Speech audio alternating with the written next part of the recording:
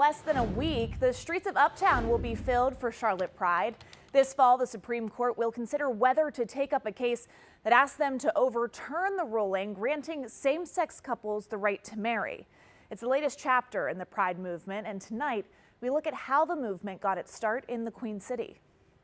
It's hard to imagine now the degree back then that gay and lesbian people simply were not spoken of. Nobody was out at that time publicly, or almost nobody. Don King was one of the first Charlotte gays to come out of the closet. The gay movement is political and social, it's not sexual. Don King.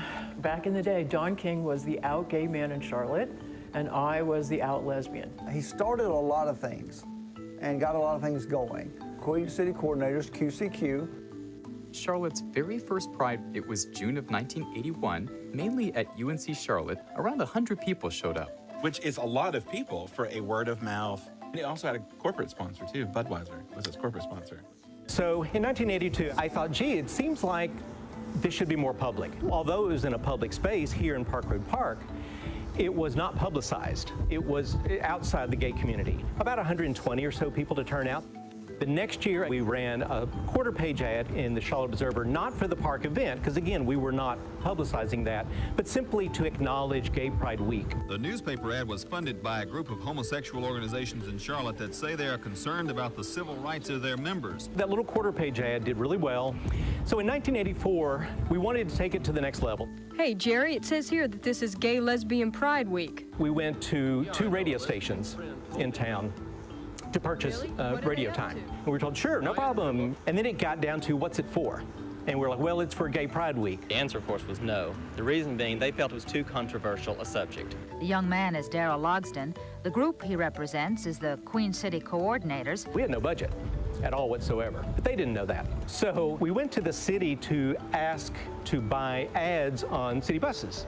And it's kind of a similar conversation. In fact, as Logston suspected, he was lied to. There was space available. Those events, while small by today's standards, I think they were significant just because they happened. At that same time, that's when the AIDS crisis started to hit. Dave Castro, Michael DeSantis. It was in mid-'80s in Charlotte. Al Rosen. A lot of things, a lot of outlook shifted from work for advocacy to work for survival. Gayton, Young. I stopped counting people at 25 that I knew that had died. And a lot of people have bigger numbers than that, but I just stopped counting.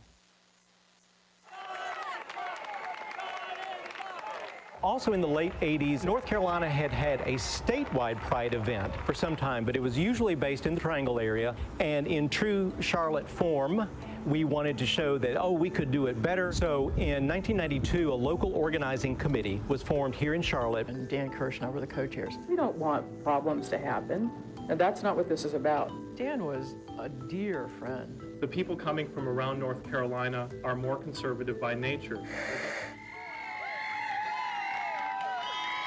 State Pride was a huge success. It's just important to let the community know that we're normal people with good values. And it was the biggest march in the state at the time, with about 5,000 people. After the State Pride, then the next year was Out Charlotte that focused on culture, and they went on for a number of years. So between 2001, 2013, you have the festival going on and continuing to go on and grow. And then 2013, Charlotte Pride had their first parade. We had 80,000 attendees. Charlotte Pride is actually gigantic. Last year, 275,000 people in attendance. It's a place to feel accepted.